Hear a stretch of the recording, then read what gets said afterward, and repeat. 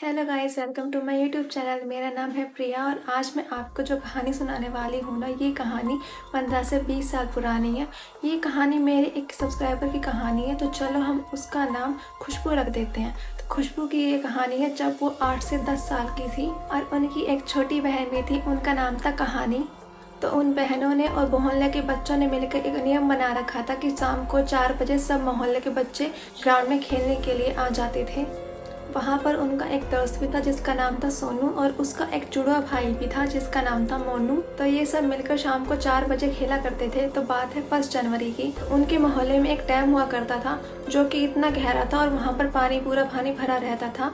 और कहते हैं कि वो डैम हर साल किसी न किसी को खा जाता था, यानी कि वहाँ पर किसी न किसी की मृत्यु हो ही जाती थी। और वो जो डैम था ना, वो भले ही छोटा था लेकिन वो इतना गहरा था कि अगर उसमें कोई डूब जाए ना तो गोताखोरों को भी वहाँ डूबे हुए इंसान को निकालने के लिए 12 से 13 घंटे लग ही जाते हैं। सोनू खुशबू से उम्र में काफ़ी बड़ा था, वो 15-16 साल का था। वो रात को 3 बजे यानी कि 1 जनवरी की सुबह को 3 बजे वो अपने बाकी दोस्तों के साथ मिलकर डैम में नहाने के लिए चला जाता है, लेकिन उसने अपने घर वालों को नहीं बताया था। तो सोनू ने ये सोचा कि वो सुबह 6 बजे 1 जनवरी का सनराइज देखेगा और अपनी न्यू ईयर की शुरुआत करेगा। और हुआ क्या, जो होता आया है। इस साल सोनू की डैम में डूबकर मृत्यु हो गई। जब घर में सबको ये पता चला तो पूरे मोहल्ले में अफरा तफरी मच गई। तो मोहल्ले के सभी लोग डैम के पास जाते हैं गोताखोरों को लेकर और सोनू को ढूंढने लगते हैं, लेकिन सोनू की जो डेड बॉडी है ना, वो मिल ही नहीं रही थी। वो सुबह 3 बजे से गायब था, लेकिन उसकी डेड बॉडी दोपहर के 2 बजे के आसपास मिली थी। तो पूरे मोहल्ले में मातम छा गया। सब इतने दुखी हो गए क्योंकि वो सोनू की उम्र ही क्या थी, 15 से 16 साल की उसने जिंदगी देखी ही क्या थी। इसलिए सब बहुत ज्यादा दुखी थे। अब मोहल्ले में ना वो रौनक नहीं थी। मोहल्ले वाले क्या, उसके दोस्त भी सभी बहुत ज्यादा दुखी थे। खुशबू भी बहुत ज्यादा दुखी थी क्योंकि उन लोगों ने अपना दोस्त खोया था। तो इस घटना को बीते हुए 2 महीने हो चुके थे। अब आ जाओ मार्च में, 1 जनवरी को ये घटना घटी थी और अब आ गया था मार्च। तो सोनू की ना एक चाची हुआ करती थी, उनकी नई नई शादी हुई थी। वो पहले तो अपने गाँव में रहती थी लेकिन फिर बाद में इसी घर में शिफ्ट हो गई थी। उनकी नई नई शादी हुई थी इसलिए वो घूंघट यहाँ तक रखा करती थी। उनका घर कैसा था कि बीच में आंगन था, चारों ओर सीढ़ियाँ थी और ऊपर लोग रहा करते थे। तो रात का वक्त था, मोहल्ले में लाइट कटी हुई थी और सोनू की चाची सीढ़ियों से नीचे आ रही थी और उनका घूंघट इतना था तो उन्हें अच्छे से दिख नहीं रहा था। उनके हाथ में लालटेन था क्योंकि उस टाइम पर इन्वर्टर वगैरह नहीं हुआ करते थे। वो लालटेन लेकर ऊपर से नीचे आ रही थी और उनके आंगन में ना एक बीच में पेड़ था। तो उन्हें घूंघट से क्या दिखता है कि हल्का हल्का कि एक 6 फीट का लड़का, लंबे लंबे बाल उसके, और वो आंगन में खड़ा हुआ है। तो सोनू की जो हाइट थी ना, वो 6 फीट थी और उसके लंबे लंबे बाल थे। तो उन्होंने जैसे वो परछाई देखी, उन्होंने लाइटन फेंका और चिल्लाकर वो भागी। तो उनके चिल्लाने से बाकी सब घर वाले बाहर निकल कर आए। तब चाची ने बताया कि वहाँ पेड़ के पास किसी परछाई थी जिसकी हाइट कम से कम 6 फुट थी। उन्होंने सोनू को कभी सामने से देखा नहीं था क्योंकि उनकी शादी से पहले ही सोनू की मृत्यु हो चुकी थी। उन्हें ये पता था कि उनके भतीजे की मृत्यु हो चुकी है, लेकिन उन्हें ये नहीं पता था कि सोनू की हाइट कितनी थी, कैसा दिखता था। जैसे ही उन्होंने हुलिया बताया सबको, घर वालों को डाउट हुआ लेकिन उन्होंने इग्नोर किया। तो क्या फ्रिक्वेंटली क्या होने लगा कि सिर्फ चाची को ही ऐसी परछाई बार बार दिखने लगी और उन्होंने स्ट्रिक्टली अपने हस्बैंड को बोला कि अगर ऐसा ही चलते रहा तो मैं यहाँ नहीं रहूंगी, मैं अपने गाँव वापस चली जाऊंगी क्योंकि मेरा एक दिन रहना मुश्किल हो रहा है। उसके बाद घर वालों ने पूजा पाठ कराया, उससे घर में शांति रही लेकिन ज्यादा दिन नहीं। जैसे एक बड़ा तूफान आने वाला होता है ना, उसके पहले की जो शांति होती है ना, ये बिल्कुल वही शांति थी। उसके बाद धीरे धीरे वो चाची को ही नहीं बाकी सब घर वालों को दिखने लगा और वो रात 9:30 बजे के बाद ही सबको दिखता था। तो घर वालों ने नियम ही बना लिया था कि 9:30 बजे के बाद कोई घर से बाहर निकलता ही नहीं था। घर वालों ने सोचा कि घर का बच्चा ही था तो उस पर क्या ही हम एक्शन ले, उसकी आत्मा को फालतू में कुछ तकलीफ होगी ज्यादा, इसलिए घर वालों ने उसके लिए कुछ भी नहीं किया। उसके बाद क्या हुआ, घर वालों ने तो अपना सोल्यूशन सोच लिया कि 9:30 बजे के बाद घर से बाहर नहीं निकलना है। लेकिन सोनू की जो स्पिरिट थी वो घर से बाहर निकलकर मोहल्ले के बाकी लोगों को भी दिखने लगी। मोहल्ले में ये नहीं है कि वो किसी के घर चला जाता था, वो बस मोहल्ले की गलियों में घूमता था और रात के 12 बजे के बाद वो अप एंड डाउन पेंडुलम की तरह घूमता रहता था। तो मोहल्ले वालों ने ना आपस में बात नहीं की सोनू के बारे में कि क्यों हम उसकी स्पिरिट को परेशान करें। मोहल्ले वालों ने आपस में भी किसी बारे में बात नहीं की। तो सब इस बात को जानते थे लेकिन किसी ने भी आपस में इस बारे में बात नहीं की थी।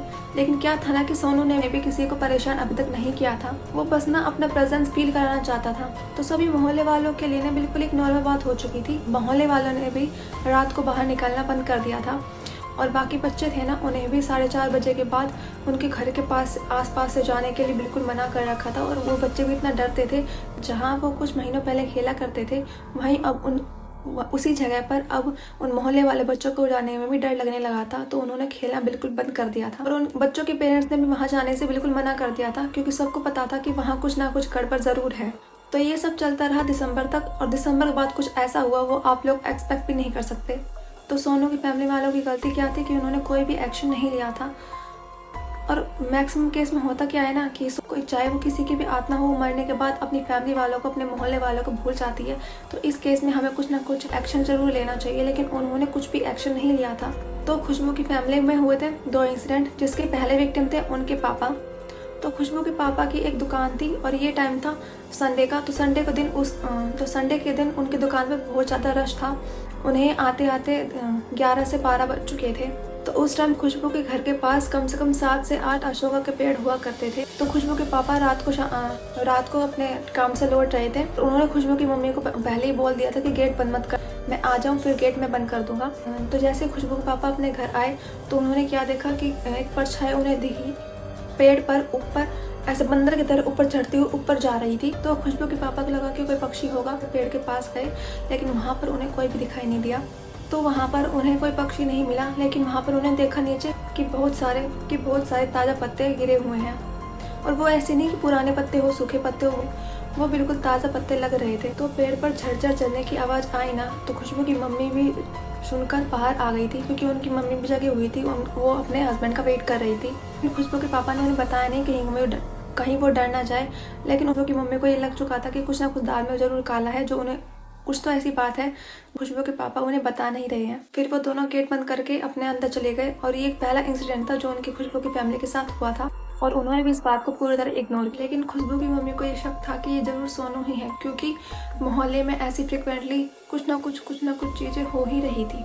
अगले दिन ही खुशबू की मम्मी ने उनके फैमिली पंडित हैं उनको कॉल किया और मोहल्ले में जो सारी चीज़ें हो रही थी उनके बारे में विस्तार से उन्हें बताया। पंडित जी ने बोला कि आप अपने पति का कोई भी कपड़ा या कुछ भी छोटी मोटी चीज़ें लाइए, तभी हम बता सकते हैं। तो अगले दिन ही खुशबू की मम्मी उनके हस्बैंड का कोई छोटा सा कपड़ा लेकर पंडित जी के पास गए, और पंडित जी ने जैसे ही चेक किया तो उन्होंने बताया कि हाँ, ये उस रात सोनू ही था, और सोनू ही उनके घर की बाउंड्री पर खड़ा था। लेकिन वो घर के अंदर एंटर नहीं कर पा रहा था, क्योंकि उनका घर अच्छे से बंधा हुआ है, क्योंकि उन्होंने अपने घर में अच्छे से पूजा पाठ कराई गई है। सोचो अगर वो घर बंधा हुआ नहीं होता, तो अगर वो घर के अंदर एंटर कर जाता तो क्या क्या होता। तो खुशबू की मम्मी पंडित जी से ताबीज़ लाती है, और वो अपने घर में सभी परिवार वालों को वो ताबीज़ उनके हाथों में पहना देती है, क्योंकि ये धीरे धीरे सोनू की जो आत्मा थी वो बहुत ताकतवर बनती जा रही थी, और ये उनके लिए बहुत हानिकारक चीज़ थी। वो अपनी फैमिली के लिए कोई भी रिस्क नहीं लेना चाहती थी। तो ऐसे ही करके 15 से 20 दिन बीत जाते हैं। तो 15 से 20 दिन बाद सेकंड इंसिडेंट हुआ, किसी और के घर नहीं, खुशबू के घर ही। तो सेकंड इंसिडेंट में जो खुशबू के पापा की दुकान थी ना, वहाँ पर एक भैया काम करते थे, और उनकी एज भी 15 से 20 साल की थी।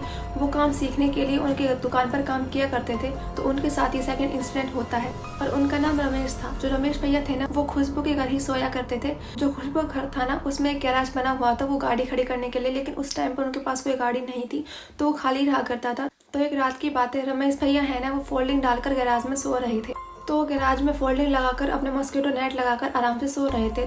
तो ये ना 1:30 से 2 बजे के बीच की बात है। तो रमेश भैया को ना गेट की तरफ से किसी आदमी के ऐसे आने जाने की ऐसी आवाज़ आ रही थी। तो उन्हें लगा शायद चौकीदार होगा, क्योंकि चौकीदार उस टाइम पर जागते रहो करके घुमा करते थे ना 12 से 2 के बीच में। और रमेश भैया सोचते हैं कि अगर ये चौकीदार है तो ये डंडा क्यों नहीं मार रहा, ये सीटी क्यों नहीं बजा रहा, और उसने चप्पल भी नहीं पहनी हुई थी। जब उन्हें शक हुआ तो उन्होंने चिल्लाकर पूछा कि कौन है, लेकिन आगे से कोई आवाज़ नहीं आई। तो उन्हें लगा शायद चोर होगा जो अब चला गया होगा।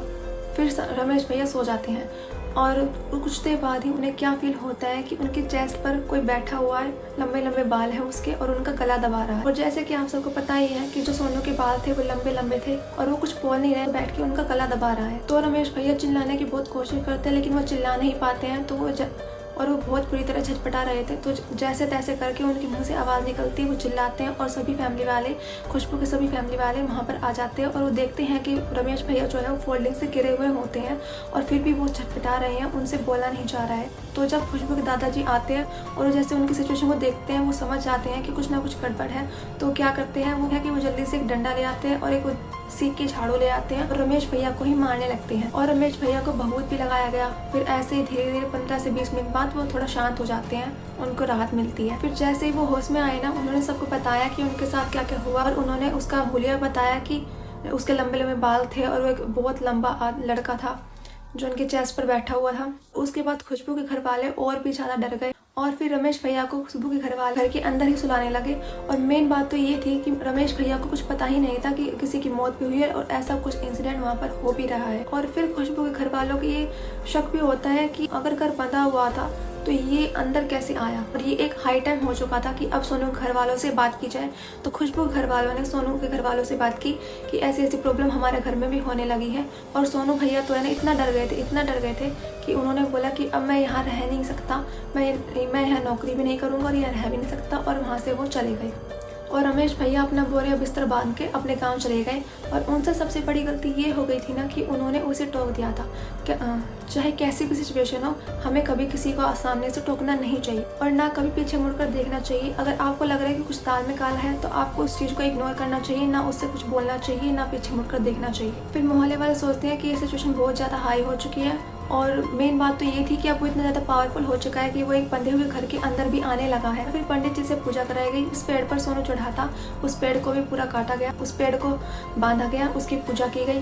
तो ये थी आज की स्टोरी। आई होप आपको पसंद आई हो। अगर आपको पसंद आई है तो वीडियो को लाइक ज़रूर करना और कमेंट कर ज़रूर जाना। और अगर आप इस चैनल पर न्यू हो तो इस चैनल को सब्सक्राइब ज़रूर करना। Thanks for watching.